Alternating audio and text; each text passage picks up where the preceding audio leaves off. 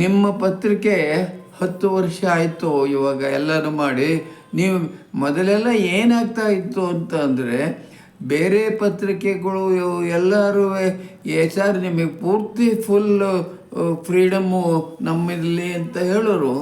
ಆದರೆ ಯಾವುದೋ ಒಂದು ರಾಜಕೀಯದ್ದೆಲ್ಲ ಬಂದು ಸರ್ ಇವ್ರಿಗೆ ಸ್ವಲ್ಪ ನೋಡಿ ಮಾಡಬೇಕು ಅಂತ ಹೀಗೇ ಎಲ್ಲ ಪತ್ರಿಕೆಯೂ ಹಾಗೆ ನಡೆಯೋದು.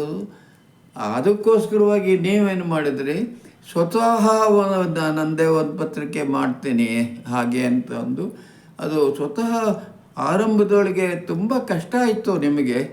ಆಮೇಲೆ ಕ್ರಮೇಣವಾಗಿ ಓದುಗರು ಜಾಸ್ತಿ ತುಂಬ ಆದರು.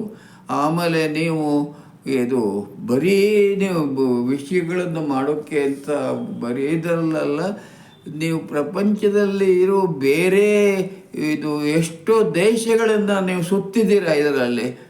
ಪ್ರಾಯಶಃ ನನ್ನ ಬಿಟ್ಟರೆ, ನಾನು ಜಂಬಕ್ಕೆ ಹೇಳ್ಕೊತಾ ಇಲ್ಲ, ಪ್ರಾಯಶಃ ನನ್ನನ್ನು ಬಿಟ್ಟರೆ ನಿಮ್ಮಷ್ಟು ಇದು ಮಾಡಿದವರು ಬೇರೆಯವರಿಲ್ಲ.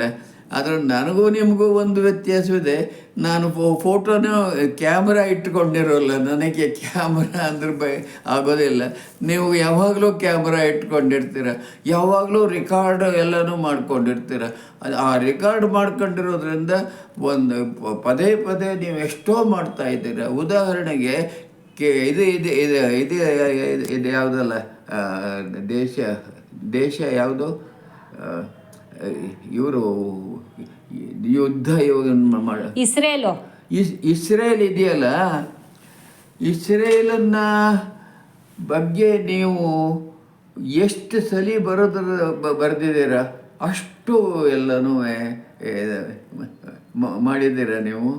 ಹೀಗೆ ಜಪಾನು ಬಗ್ಗೆ ನಾನು ಜಪಾನ್ ಬಗ್ಗೆ 2 ಸಲ ಹೋಗಿದ್ದೀನಿ. ಇದು ಹೋಗಿ ನಿಧಾನವಾಗಿ ನೋಡಬೇಕಾದದ್ದನ್ನೆಲ್ಲ ನಾನು ನೋಡಿದ್ದೀನಿ. ಆದರೆ ನನಗೂ ನಿಮಗೂ ವ್ಯತ್ಯಾಸ ಏನು ಅಂದರೆ, ನೀವು ಹೋಗಿ ಎಲ್ಲನೂ ರೆಕಾರ್ಡ್ ಮಾಡ್ತೀರ. ಅಲ್ಲೇ ಕೂತ್ಕೊಂಡು ಪ್ರತಿ ಎಲ್ಲ ಡೀಟೇಲ್ಗೂ ಹೋಗಿ ಮಾಡಿದ್ದೀರ. ಅದು ನಿಮ್ಮಂಥ ಜರ್ನಲಿಸ್ಟಿಗೆ ಮಾತ್ರ ಸಾಧ್ಯ. ನನಗೇನೆ ಕೇಳಿದ್ರೆ